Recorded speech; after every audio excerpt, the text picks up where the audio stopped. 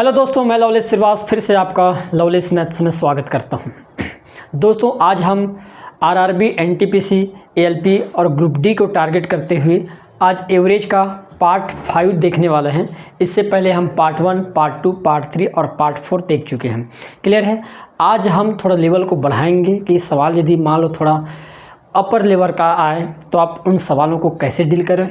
ठीक है, उन सभी तरीक़ों को आज हम देखने वाले हैं।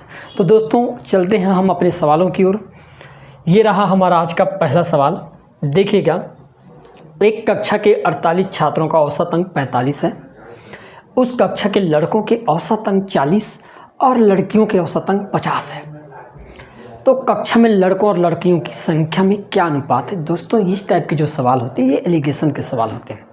क्लियर है। इन सवालों को आप एलिगेशन से बनाइए तो ही बेहतर रहेगा। एलिगेशन में याद रखने वाली बात ये है कि जो ओवरऑल डाटा होता है उससे एक डाटा बड़ा और एक छोटे होने चाहिए। हमेशा याद रखना, जो प्रारंभिक अनुपात होता है वही आपका अंतिम अनुपात होता है। तो अब हम क्या करेंगे, ध्यान समझना मेरी बात। यहाँ पर हम इस सवाल को डील कर रहे हैं। यहाँ पर दिया गया है कि एक कक्षा के 48 छात्रों का औसत अंक 45 है। उस कक्षा के 50 लड़कों के औसत अंक 40 है और लड़कियों का औसत अंक 50 है। तो कक्षा में लड़कों और लड़कियों का अनुपात क्या करना है, ज्ञात करना है। हम क्या किए यहाँ पर, भाई ये हमारे पास बॉयज़ और ये गर्ल्स। ठीक है, ध्यान समझना मेरी बात। क्लियर है दोस्तों। लड़कों का औसत अंक 45 दे रखा है और लड़कियों का औसत अंक 50 दे रखा है और ओवरऑल औसत कितना दे रखा है, लड़कों का 40 दे रखा है, लड़कों का 40 दे रखा है और ओवरऑल जो डाटा है वो हमारे पास कितना है दोस्तों, 45 है। क्लियर है। सभी का 45, लड़कों का 40 और लड़कियों का कितना है, 50 है। तो अब हम यहाँ पर क्या करेंगे, डिफरेंट करेंगे। तो बताओ 40 और 50 में अंतर कितने का, तो आप कहोगे जी 5 का अंतर है। क्लियर है। उसी प्रकार 45 और 50 में अंतर कितने का है, तो यहाँ पर भी 5 का अंतर है। ये जो अंतर है इसको उल्टा कर दिया जाता है। उल्टा करके लिखेंगे तो काट देते हैं 5 एकम 5 और यहाँ पर भी हो जाएगा दोस्तों 5 एकम 5। तो लड़कों और लड़कियों का एक्चुअल में अनुपात कितना हो जाएगा, अनुपात 1:1। ऑप्शन नंबर बी जो होगा दोस्तों हमारा राइट आंसर हो जाएगा। क्लियर है, आ रहा है समझ में। एलिगेशन मैं दूसरे तरीके से भी बना सकता हूँ। चलो हम आगे के सवाल को उसी तरीके से बनाएंगे। क्लियर है। नेक्स्ट सवाल देखिएगा हमारा कि किसी कारखाने में मैनेजर एवं कर्मचारियों के साप्ताहिक वेतन का औसत दे रखा है 400 रुपये। मैनेजर के साप्ताहिक वेतन का औसत 24 है जबकि कर्मचारी के साप्ताहिक वेतन 300 रुपये है। तो मैनेजर और कर्मचारी की संख्या में क्या अनुपात होगा, ये आपको क्या करना है, ज्ञात करना है। अब हम क्या करेंगे, एक हमने लिख दिया कि मैनेजर, ठीक है, मैनेजर हो गए और क्या है हमारे पास, एम्प्लॉइज़ है, कर्मचारी एम्प्लॉइज़। क्लियर है। अब मैनेजर का औसत दे रखा है यहाँ पर 400 और 2400 रुपये। मैनेजर का कितना दे रखा है, 2400। फिर कर्मचारियों का दे रखा है 300 और सभी का ओवरऑल जो दे रखा है वो कितना दिया है दोस्तों, 400 दिया गया है। मैनेजर और कर्मचारी करके कर देंगे तो कितना हो जाएगा, 400। अब आप देखिएगा, डिफरेंट करना है। एलिगेशन तभी लगता है 400 से एक बड़ा और एक क्या होनी चाहिए, छोटे। तो बताओ 400 में से यदि हमने 300 को घटा देंगे तो कितना बचेगा, तो आप कहोगे जी 100 बच जाएगा। क्लियर है। उसी प्रकार 2400 में से यदि हम 400 को घटा देंगे तो कितना बच जाएगा दोस्तों, तो आप कहोगे जी 2000 बच जाएगा। हमको क्या चाहिए, अनुपात चाहिए। तो अनुपात के लिए हम क्या करेंगे, इसको काट देते हैं। आप कहोगे 2 0 से 2 0 कैंसिल, तो अनुपात क्या देखने को मिलेगा, तो आप कहोगे 1:20। अतः हम लिख सकते हैं मैनेजर और कर्मचारियों का अनुपात क्या होगा, 1:20 होगा। ऑप्शन नंबर हमारे पास बी जो होगा दोस्तों, ये क्या हो जाएगा, यहाँ पर राइट आंसर हो जाएगा। क्लियर है। बढ़ते हम अगले सवाल की ओर। देखिएगा नेक्स्ट सवाल, क्रिकेट के एक मैच में 6 खिलाड़ियों ने औसत 36 रन बनाए। ये जो 6 खिलाड़ी है ना, ये 36 रन बना लिए। यदि उनमें से एक ने केवल 16 रन बनाए तो बाकी खिलाड़ियों ने कितना औसत रन बना है, ये हमको ज्ञात करना है। क्लियर है। मैं बताएं कि ओवरऑल को हमेशा कहाँ रखना है, बीच में रखना है। हमें मिल गए 6 खिलाड़ियों का औसत कितना है, 36। अब हम कहेंगे कि यदि एक खिलाड़ी ने, भाई एक प्लेयर ने कितने रन बना लिए, 16, टोटल तो 6 प्लेयर थे, इसका मतलब 5 प्लेयर ने कुछ रन बनाए होंगे, इनका औसत दिया नहीं है, लेकिन ओवरऑल औसत कितना दे रखा है दोस्तों, तो आप कहोगे जी 36 दे रखा है। पूरे का मिलाकर 1 और 5 कितना हो गया, 6 सभी का मिलाकर ओवरऑल को हमेशा कहाँ रखना, बीच में। अब देखिएगा हम क्या करेंगे, 16 में 36 घटेगा दोस्तों, कितना आ जाएगा, आप कहोगे 16 और 36 में अंतर तो 20 का होता है। कितने का हो गया, 20 का। अब हमेशा याद रखना, मैं बताया था कि प्रारंभिक अनुपात ही अंतिम अनुपात होता है। बताओ 5 चौके कितना होता है, 20 होता है दोस्तों। तो यहाँ पर 1 चौके कितना हो जाएगा, तो आप कहोगे जी 1 चौके कितना हो जाएगा, 4। एलिगेशन तभी लगता है जब बीच वाले से एक छोटा और एक बड़ा होता है। 16 36 से छोटा है, इसका मतलब ये वाला जो होगा वो 36 से 4 बड़ा होगा। इसका मतलब 36 में 4 जोड़ देंगे तो कितना हो जाएगा दोस्तों, 40। अतः उन 5 खिलाड़ियों का जो औसत रन होगा वो कितना होगा, 40 होगा। और यही हमारा क्या होने वाला है, यहाँ पर राइट आंसर हो जाएगा। क्लियर है। बढ़ते हैं हम अगले सवाल की ओर। देखिएगा नेक्स्ट क्वेश्चन, 13 लड़कों के एक समूह की औसत आयु 13 वर्ष है। 13 लड़कों की औसत आयु का समूह औसत आयु 13 वर्ष है। जब 2 लड़के और समूह में आए तो समूह की औसत आयु 2 वर्ष बढ़ गई। नए लड़कों की औसत आयु का योग आपको क्या करना है, ज्ञात करना है। यहाँ पर भी हम क्या कर सकते हैं, सेम एलिगेशन लगा देते हैं कि भाई शुरू में 13 लड़के थे, ये मैंने लिख दिया 13 लड़के।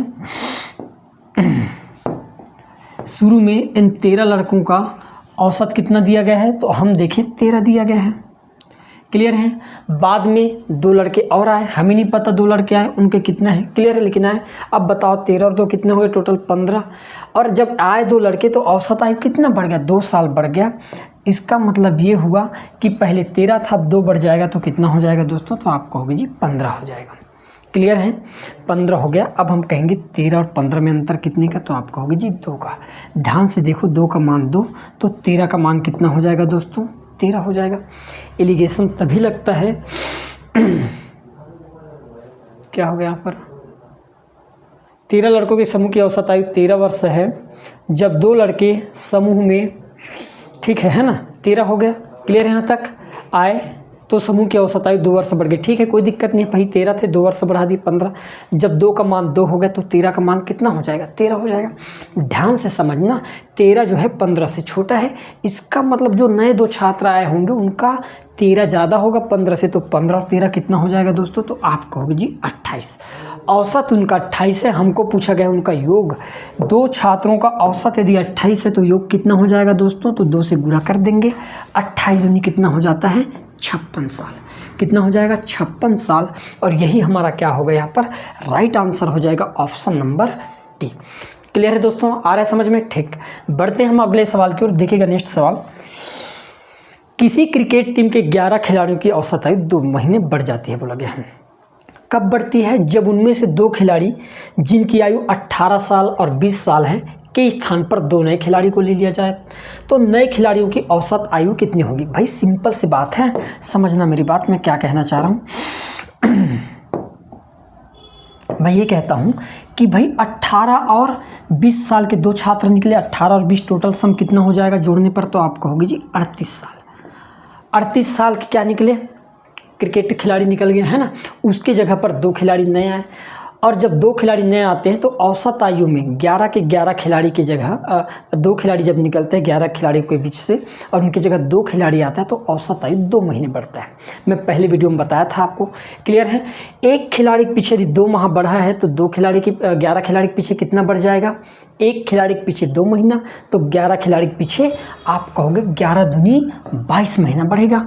कितने माह बढ़ जाएगा दोस्तों, तो हम कहेंगे जी 22 मंथ बढ़ जाएगा। मतलब जो नए खिलाड़ी आए होंगे वो 38 साल तो होंगे, साथ में 22 महीना एक्स्ट्रा वाले होंगे। और हमको उन दोनों खिलाड़ियों का क्या निकालना है, औसत। तो हमने क्या किया, इसको 2 से ही भाग दे दिए। 2 से भाग देंगे तो 19 साल और प्रत्येक खिलाड़ी कितने का है, 11 मंथ का होगा। तो जो 2 नए खिलाड़ी आए हैं उनका औसत कितना हो जाएगा दोस्तों, 19 साल 11 महीना। ऑप्शन नंबर जो सी होगा ये हमारा क्या होने वाला है, राइट आंसर होगा। इससे सरल सवाल नहीं बनाया जा सकता। क्लियर है। बढ़ते हैं हम अगले सवाल की ओर। देखिएगा नेक्स्ट क्वेश्चन, किसी कारखाने में सभी श्रमिकों का औसत वेतन, जितने भी श्रमिक हैं उन सभी का औसत वेतन 8000 है। क्लियर है। 7 तकनीशियनों का औसत वेतन 12,000 है और शेष का औसत वेतन 6,000 है। तो कारखाने में कुल कितने श्रमिक है आपको बताना ओवरऑल। अब यहाँ पर हम कहेंगे किसी कारखाने में सभी श्रमिकों का औसत वेतन 8 है, 7 तकनीशियनों का वेतन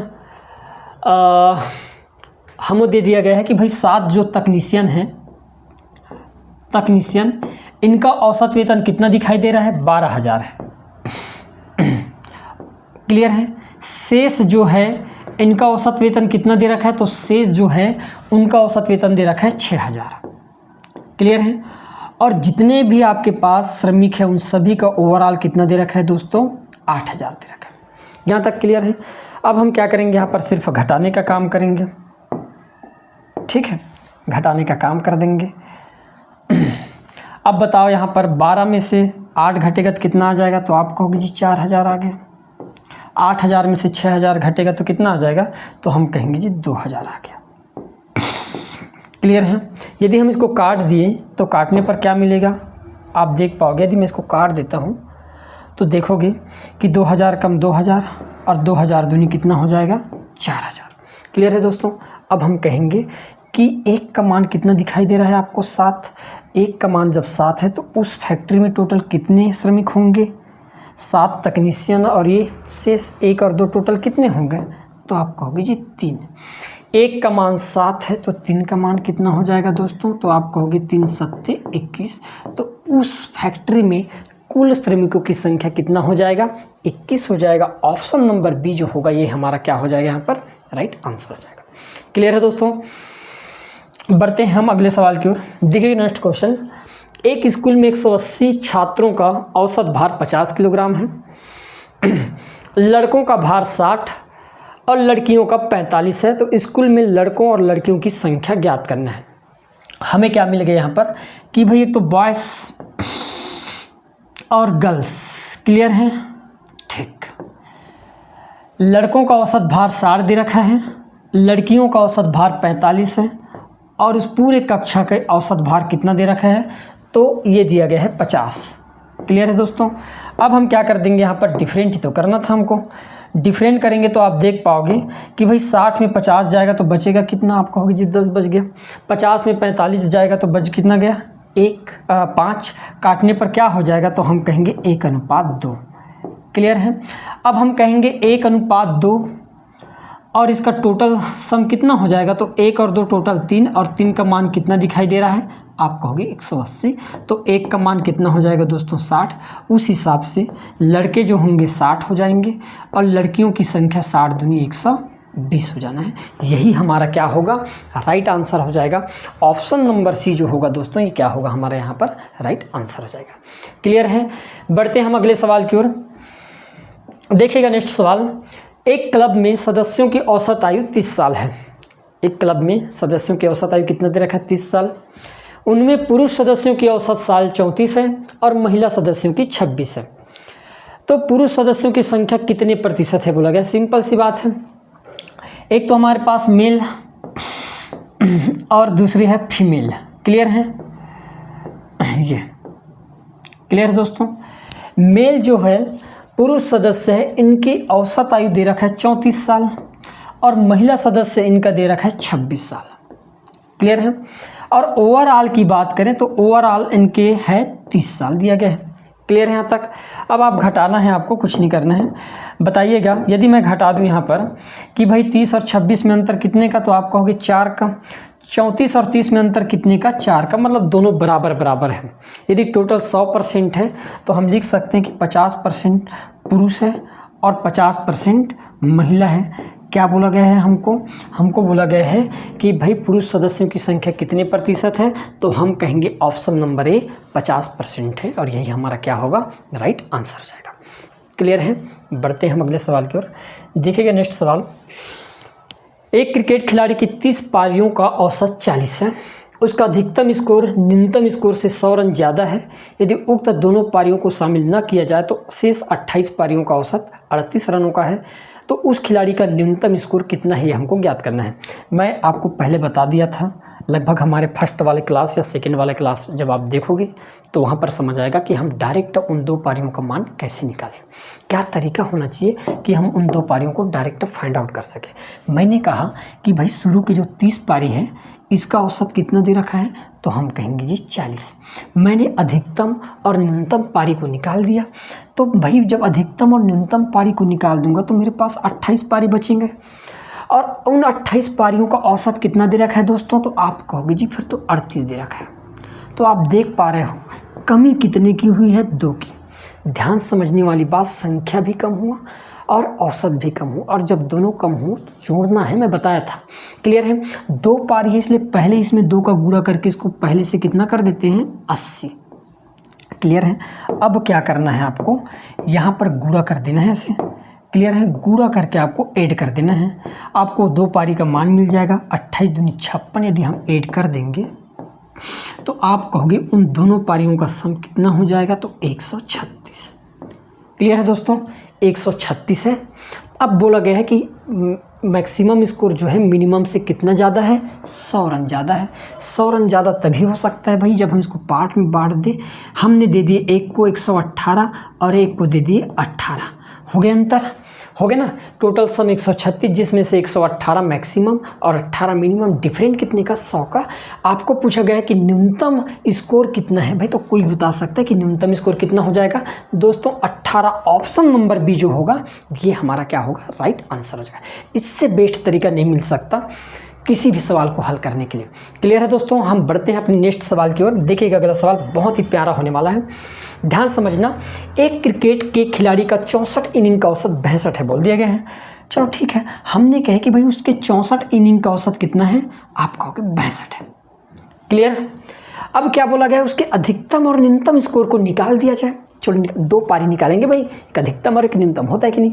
क्लियर है। 2 पारी निकाल देंगे तो बचेगा कितनी पारी, आप कहोगे जी 62 पारी। क्लियर है।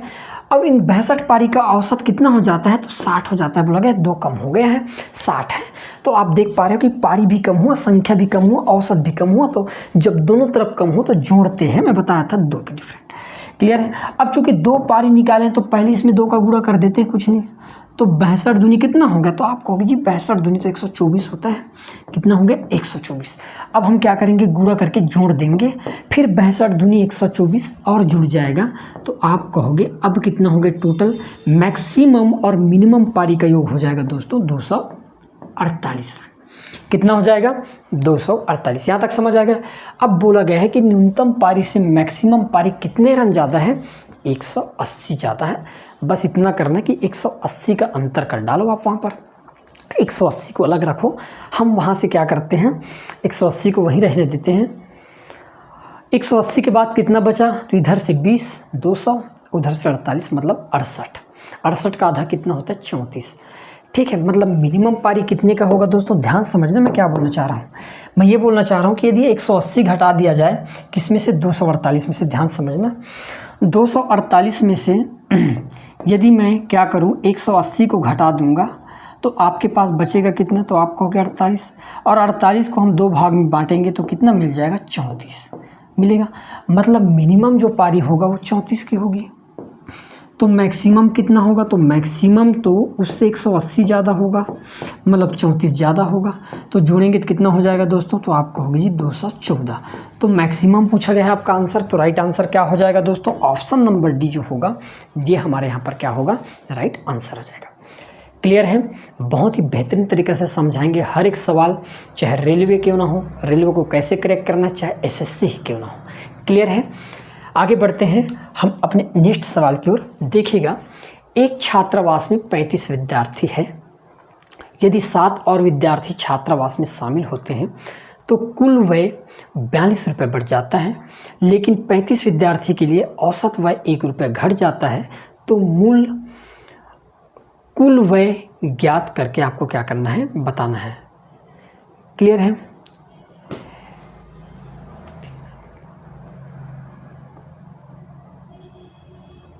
पैंतीस विद्यार्थी के लिए प्रति विद्यार्थी होना चाहिए था वहां पर, है ना। औसत में 1 की कमी हो जाता है, कुल मिलाकर ये है। अब ध्यान समझना भाई, 35 लोग छात्रावास में रहते हैं उन लोगों ने मेस पर कुछ तो खर्च किए होंगे, लेकिन साथ जो और विद्यार्थी आए उस छात्रावास में, उन लोगों ने सिर्फ 42 रुपये खर्च किए। और जब 42 रुपये खर्च किए तो प्रति व्यक्ति के पीछे जो आय है, जो खर्च है, वो 1 रुपये कम हो गया। क्यों कम हुआ, एक चीज़ बताओ आप। कम इसीलिए हुआ क्योंकि उन लोगों ने औसत के बराबर खर्च नहीं किए। यदि औसत के बराबर खर्च किए होते तो कमी होता क्या? नहीं होता। कमी इसलिए हुआ क्योंकि जितना इनको खर्च करना चाहिए था उतना इन लोगों ने खर्च नहीं किए, तब जाके कमी आ रहा है। तो हम कोशिश करेंगे कि वही डाटा कि उन 7 लोगों को एक्चुअल में कितना खर्च कराना था, ये हम फाइंड आउट कर लेते हैं कि भाई 35 छात्र हैं, इन लोगों ने X रुपये खर्च किए होंगे, बाद में 7 आए और 7 लोगों ने 42 खर्च किए। क्लियर है? 42 रुपये ही खर्च किए, ध्यान समझना। अब मैं ये कहना चाहता हूँ कि भाई 7 और 35 कितना हो गया, तो आप कहोगे 42, और 42 के 42 व्यक्ति, यहाँ पर प्रति व्यक्ति, प्रति विद्यार्थी के लिए औसत वह 1 रुपये घट जाता है, यहाँ पर प्रति लिखना है ना, प्रति विद्यार्थी के लिए औसत 1 रुपये घट जाता है। अब तो 42 विद्यार्थी हो गए ना छात्रावास में, और प्रत्येक विद्यार्थी के पीछे 1 की कमी हुई है, तो हम कहेंगे तो भाई 42 रुपये और कमी हुई, मतलब उनको 42 रुपये खर्च और करने चाहिए थे। उन लोगों ने तो 42 खर्च किए ही, साथ में यदि 42 और खर्च कर लेते तो ये कमी नहीं होती। मतलब इन 7 लोगों को 42 और 42 कितना हो गया दोस्तों, 84 रुपये खर्च करने चाहिए थे। कितने? 84। कितने लोगों को? 7 को। तो औसत के बराबर खर्चा होता, तो औसत कितना होगा, मूल का औसत, तो हम कहेंगे जी 12 रुपये। इन लोगों को 12 रुपये प्रति व्यक्ति के हिसाब से करना चाहिए था खर्च, लेकिन इन लोगों ने नहीं किए। अब तो प्रारंभ में टोटल कितना खर्चा था, तो प्रारंभ का औसत 100 का मान 12 है, 12 गुणित 35 कर देंगे तो कितना हो जाएगा दोस्तों, 420 रुपये। तो प्रारंभ में जो मेस का खर्चा है वो कितना हो जाएगा, आप कहोगे जी 420। ऑप्शन नंबर सी जो होगा दोस्तों, ये आपका राइट आंसर हो जाएगा। क्लियर है? बढ़ते हैं हम अगले अपने नेक्स्ट सवाल की ओर। देखिएगा, सेम सवाल है, यहाँ पर भी प्रति विद्यार्थी। देखिएगा, एक छात्रावास में 40 विद्यार्थी हैं। भाई 40 विद्यार्थी ने कुछ तो खर्च किए होंगे, हमें नहीं पता। बाद में 10 विद्यार्थी आए और इन 10 के 10 विद्यार्थी ने कितने रुपए खर्च कर दिए, 50 रुपये। कितने रुपए खर्च किए दोस्तों, 50 रुपये। क्लियर है? फिर बोला गया है प्रति व्यक्ति 2 रुपये घट जाता है। अब भाई इस छात्रावास में कितने होंगे, पहले के 40, नया 10, टोटल हो गए 50, और एक व्यक्ति के पीछे, एक छात्र के पीछे 2 की कमी हुई है, तो 50 छात्र के पीछे कितने की कमी हुई, 100 की। मतलब इन 10 छात्र जो छात्रावास में हैं, इन लोगों को 50 रुपये खर्च नहीं करने चाहिए थे, बल्कि 50 और 100 टोटल कितने खर्च करने चाहिए थे, तो आप कहोगे जी इनको तो 150 रुपये खर्च करने थे। यदि 150 रुपये खर्च करते तो औसत के बराबर खर्चा होता। कितने छात्रों को, 10 छात्रों को, तो औसत कितना मिल जाएगा हमको, तो आप कहोगे तो इस हिसाब से वास्तविक औसत कितना था, 15 था। अब बोला गया है कि प्रारंभ में कितना खर्चा होता था, तो भाई प्रारंभ में खर्चा होगा, पहले 40 छात्र थे और 15 के हिसाब से खर्च करते तो 15 चौके 60 गुणा कर दिया जाए तो कितने रुपये खर्चा होता था प्रारंभ में मेस पर, तो हम कहेंगे जी 600 रुपये खर्चा होता था। ऑप्शन नंबर बी जो होगा दोस्तों, ये हमारा क्या हो जाएगा, यहाँ पर राइट आंसर हो जाएगा। आ रहा है समझ में? क्लियर। बढ़ते हम नेक्स्ट सवाल की ओर। एक छात्रावास में 30 विद्यार्थी हैं। यदि 5 और विद्यार्थी छात्रावास में शामिल होते हैं तो कुल व्यय 135 रुपये बढ़ जाता है, लेकिन प्रति विद्यार्थी के लिए औसत 1 रुपये बढ़ जाता है। बोला गया भाई, हमने कहे कि 30 छात्र शुरू में थे, उन लोगों ने X रुपये के हिसाब से खर्च किया, उनका खर्च, उनका व्यय 1 रुपये था, 100 रुपये था। ठीक है, 5 और आए और इन 5 लोगों ने कितने खर्च कर दिए, तो हम कहेंगे 135। अब छात्रावास में कितने होंगे, तो आप कहोगे 35। प्रति व्यक्ति 1 रुपये बढ़ रहा है। क्यों बढ़ा भाई आज? क्योंकि इन लोगों ने आवश्यकता से ज़्यादा खर्च किया, जितना औसत था उस औसत से ज़्यादा खर्च किए, तब जाके प्रति व्यक्ति के पीछे का जो आय है, खर्च है, वो बढ़ रहा है। क्लियर है? तो हम कहेंगे 1 रुपये बढ़ा तो 35 छात्रों के पीछे कितना बढ़ गया, 35 रुपये। अब यहाँ पर देखना, वृद्धि हो रहा है, कमी हो रहा था तो जोड़ते थे, वृद्धि हो रहा है तो घटाना है, इतना याद रखना। 135 और 35 में अंतर करेंगे दोस्तों, कितना हो जाएगा, 100। और ये 100 रुपये खर्च करने चाहिए थे, कितने को, 5 को, तो औसत के बराबर हो जाता, और औसत कितना हो जाएगा, तो आप कहोगे जी 20 हो जाएगा। तो प्रारंभ में कितना खर्चा होता था, तो प्रारंभ में तो 30 छात्र रहेंगे और 20 के हिसाब से खर्च करेंगे, तो सिंपल सी बात है प्रारंभ में टोटल उस छात्रावास में 600 रुपये का खर्चा होता था। ऑप्शन नंबर जो है डी यहाँ पर हमारा क्या होगा दोस्तों, राइट आंसर हो जाएगा। आए समझ में, क्लियर। बढ़ते हैं हम अगले सवाल की ओर। देखिएगा हमारा नेक्स्ट सवाल, सोमवार से बुधवार तक का औसत तापमान 37 डिग्री सेल्सियस है और मंगलवार से बृहस्पति का तापमान 34 डिग्री है। यदि बृहस्पतिवार का तापमान सोमवार के तापमान का 4/5 है, 4/5 हो, तो बृहस्पतिवार का तापमान आपको क्या करना है, ज्ञात करना है। हमने क्या किया, ध्यान समझना, ये लिख दिया मैंने सोमवार, क्लियर है, फिर प्लस मंगलवार प्लस बुधवार। ध्यान से देखना दोस्तों, इन 3 दिनों की बात कर रहे हैं और तापमान कितना है, 37 है। 37 3 दिनों का कितना हो जाएगा, तो 3 से गुणा करने पर आप देख पाओगे 3 7 21, हाथ क्या ये 3 7 9 और 1 11, 11 हो जाएगा ना, 111 डिग्री सेल्सियस, क्लियर है। फिर बोला गया है कि मंगलवार से बृहस्पतिवार, मंगलवार प्लस बृहस्पति बुधवार होगा ना, मंगल के बाद क्या हो जाएगा हमारा, बुधवार, बुधवार प्लस बृहस्पतिवार, गुरुवार भी बोलते हैं, कंफ्यूजन नहीं होना। और इन तीनों दिनों का टेम्परेचर कितना है, 34 है। यदि मैं 34 × 3 कर दूंगा तो आप कहोगे ये हो जाएगा टोटल 102 डिग्री सेल्सियस। क्लियर है दोस्तों, यहाँ तक आ रहा है समझ में। अब हम क्या करेंगे, हम चुपचाप यहाँ पर क्या करते हैं, घटा देते हैं बढ़िया से।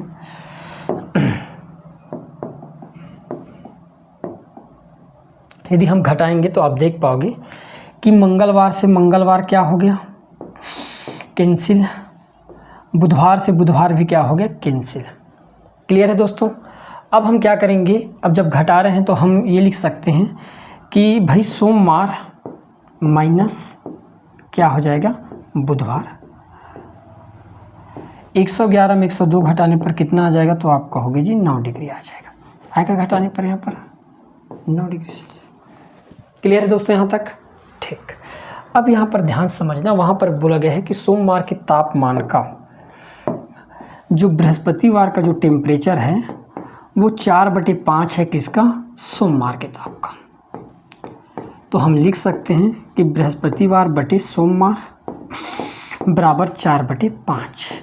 अतः मैं सोमवार को टेम्परेचर को 5 और बृहस्पतिवार के टेम्परेचर को 4, दोनों में अंतर 1 का, और 1 का मान कितना है, 9 डिग्री सेल्सियस दोस्तों। आ रहा है समझ में।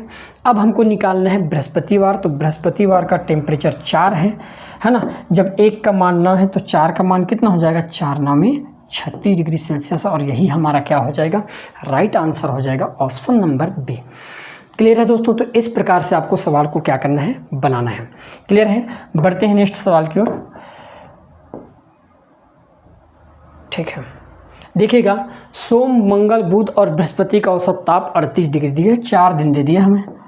सोमवार प्लस मंगलवार प्लस बुधवार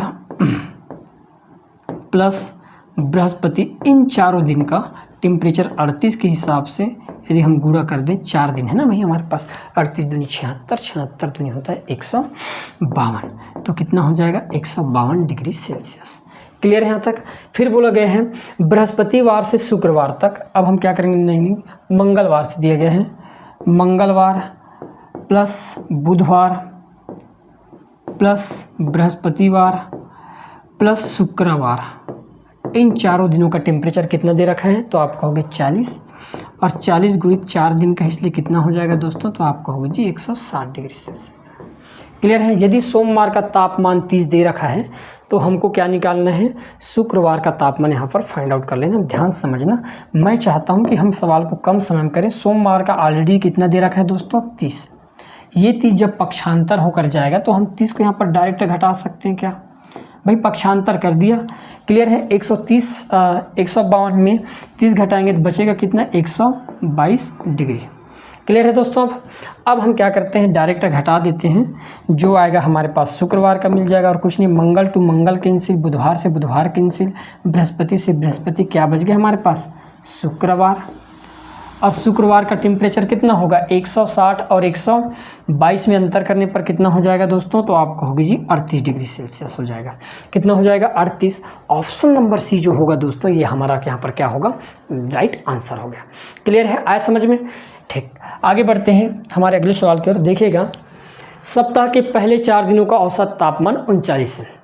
क्लियर है, सप्ताह में 7 दिन होते हैं जिनमें से शुरू के 4, इन 4 दिनों का औसत 39 है, तो टोटल सम कितना हो जाएगा, तो आप कहोगे 156 हो जाएगा। कितना हो जाएगा 156 डिग्री सेल्सियस। क्लियर है दोस्तों। फिर पूरे सप्ताह का औसत तापमान 40 है। अब पूरे सप्ताह में 7 दिन होते हैं और इनका औसत कितना है 40 डिग्री है, तो आप कह सकते हो कि 7 चौक 28 280 डिग्री सेल्सियस। क्लियर है। तो अंतिम 3 दिनों का औसत तापक्रम क्या होगा ये हमको क्या करना है, फाइंड आउट करके बताना है। तो अब हम क्या करते हैं भाई, 7 दिन में से 4 दिन का घटा देंगे तो हमारे पास शेष 3 दिन का बच जाएगा क्या। क्लियर है। 156 और 280 में अंतर कितने का होगा, तो इधर से 24 घटा ही देते हैं। 0 में से 10 में से 6 जाएगा तो 4, फिर हमारे पास बच गया 27, 27 में 15 जाएगा तो बच जाएगा 12। क्लियर है दोस्तों, ये है हमारे 3 दिन का तापमान। तो पर डे का है ना, एवरी डे का टेम्परेचर, शेष 3 दिनों का औसत निकालना है ना, तो लिख सकते हैं कि जो लास्ट 3 डेज़ का जो औसत होगा हमारे पास, क्या लिख सकते हैं हम 124 बटे कितना लिख देंगे 3, तो आप कहोगे 3 चौक 12, 3 एकम 3 और 3 तिया 9, तो कितनी डिग्री हो जाएगा दोस्तों 41.3 degree Celsius. Option number D जो होगा ये हमारे यहाँ पर क्या होगा, राइट आंसर हो गया। क्लियर है दोस्तों। ठीक, बढ़ते हम अपने नेक्स्ट सवाल की ओर। देखिएगा, ए बी तथा सी का औसत भार 45 किलोग्राम दिए। 3 लोग हैं ए बी सी, इनका औसत भार दे रखा है 45। यदि ए तथा बी का औसत भार 40 हो और बी और सी का औसत भार 43 हो, तब बी का भार हमको क्या करना है, ज्ञात करना है। इतना बस है और कुछ नहीं है। हम तीनों का दे रखा है और फिर अलग अलग का भी ज्ञात करने के लिए बोला गया है। ध्यान समझना क्या बोलना चाह रहा है सवाल। हमने कहे ए बी और सी, इन तीनों का कितना दे रखा है, तो 45 है। 3 लोग हैं इसलिए 3 का गुणा कर दें तो ओवरऑल जो उनका वजन है वो कितने किलोग्राम का हो जाएगा दोस्तों, तो आप कहोगे जी 135 किलोग्राम का। क्लियर। यहाँ पर ए और बी का औसत भार 40 दिया गया है। ए और बी का औसत भार यदि 40 है तो आप कह सकते हो कि भाई मैं 40 2 लोगों का निकाल रहा हूँ तो कितना हो जाएगा, तो आप कहोगे जी 80 केजी। क्लियर है। अब हम क्या करते हैं, हमको तो ए बी का मिल गया लेकिन हमको चाहिए किसका, बी सी का। फिर दिया गया है बी और सी का, और बी और सी का कितना है, तो बी और सी का औसत भार कितना हो जा रहा है यहाँ पर 43 है। यहाँ पर भी 2 लोग हैं तो हम गुणा कर देंगे तो कितना हो जाएगा दोस्तों, तो आप कहोगे 86 केजी हो जाएगा। क्लियर है। अब करना कुछ नहीं है, यदि मैं तीनों में से ए बी को निकाल दूं, यहाँ से ऊपर वाले में से ए बी को निकाल दूं तो क्या मिल जाएगा सी। तो हम क्या करेंगे, यहाँ पर डिफरेंट कर लेते हैं। ध्यान से देखना इनमें डिफरेंट कितने का है, तो आप कहोगे कि यहाँ पर जो डिफरेंट है वो सी का डिफरेंट है। ए बी से ए बी कट जाएगा, क्या बचा सी। इधर से 20 उधर से 35 कितना हो जाएगा, तो आप कहोगे 55 केजी। मतलब सी का जो भार होगा दोस्तों कितने किलोग्राम का होगा, 55। यदि इन दोनों में डिफरेंट, तो इन दोनों में डिफरेंट तो नहीं होगा है ना, लेकिन ऊपर के साथ डिफरेंट हो सकता है हमारे पास। BC को निकाल देंगे तो ए बच जाएगा, तो हम क्या किए 135 में 86 को ही कम कर दिए। इधर से 14 और उधर से 35 जोड़ने पर कितना हो जाएगा 39 केजी। ये किसका भार है, ये है आपके पास किसका है, ए का। क्लियर है।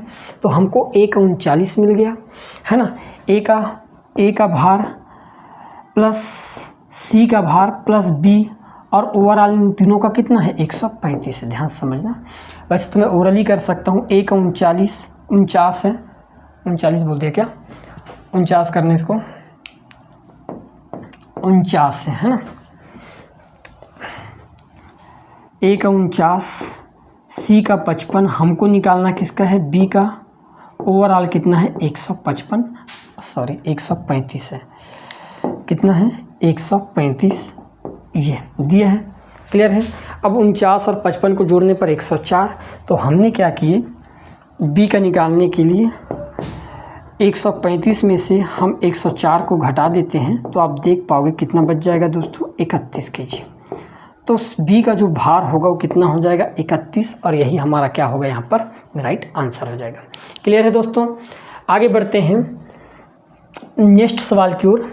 एक लड़के को 4 पेपरों में 91, 88, 86, 78 अंक प्राप्त होते हैं। उसे 5वें पेपर में कितने अंक चाहिए प्राप्त करने चाहिए ताकि औसत कितना हो जाए, 85 हो जाए बोला गया है। 85 करना है उसको 5 पेपर में कुल मिलाकर, ध्यान समझना मेरी बात, कुल मिलाकर करना है ना भाई उतना। मूल औसत कितना दिया गया है, 85 लाना है। ठीक, पहले पेपर में कितना ले आया तो आप कहोगे जी 91 ले आता है, मतलब आप देख पा रहे हो कितना ज़्यादा ले आया, तो हम कहेंगे 6 ज़्यादा ले आया है। क्लियर है दोस्तों। उसी प्रकार दूसरे पेपर में कितना ले आता है, 88, तो हम कहेंगे यहाँ पर भी ज़्यादा लाया है और कितना ले आया ज़्यादा, 3। क्लियर है। फिर तीसरे पेपर में कितना ले आया है तो 86, आप कहोगे यहाँ पर भी कितना ज़्यादा ले आया, 1 ज़्यादा ले आया है। चौथे पेपर में कितना ले आया है, 78 ले आया है, मतलब कितना कम आया है उसका, तो हम कहेंगे इस बार तो उसका 7 कम आ गया। अब निकालना है हमको 5वें पेपर का, ध्यान समझना मेरी बात, 5वें पेपर में कितना लाना होगा ये पूछा गया है। अब ध्यान सोचना, 6 3 9 और 1 10, 10 ज़्यादा ला लिए, 7 कम लाया, तो 10 में से 7 घटाने पर कितना होगा दोस्तों, 3। इसका मतलब नेक्स्ट पेपर में उसको 3 कम करके लाना होगा तभी जाके मेंटेन होगा। तो 85 में 3 कम कर देंगे तो कितना हो जाएगा, 82। अतः 5वें पेपर में उसको कितना अंक लाना चाहिए, 82 अंक लाना चाहिए। ऑप्शन नंबर ए जो होगा ये हमारा यहाँ पर क्या होगा, राइट आंसर हो जाएगा। क्लियर है। बढ़ते हम अपने नेक्स्ट सवाल की ओर। बहुत ही बेहतरीन सवाल रहा। 50 गेंदों का औसत 5 ग्राम है और थैले का वजन मिला दिया जाए तो औसत 0.5 ग्राम बढ़ जाता है, तो थैले का भार क्या करना है, आपको ज्ञात करना है। ये तो पहले वाला सवाल हो गया, शुरू में जब हम देखते थे उसी प्रकार के लगभग ये सवाल है। क्लियर है। 50 गेंदों का औसत कितना दे रखा है, 5 ग्राम है, और थैले का वजन मिला दिया जाए तो एक थैले भी मिल जाएगा, तो 50 गेंद के साथ एक थैला, मतलब टोटल कितने हो गए, 51। क्लियर है दोस्तों, इतना 51 हो जाएगा।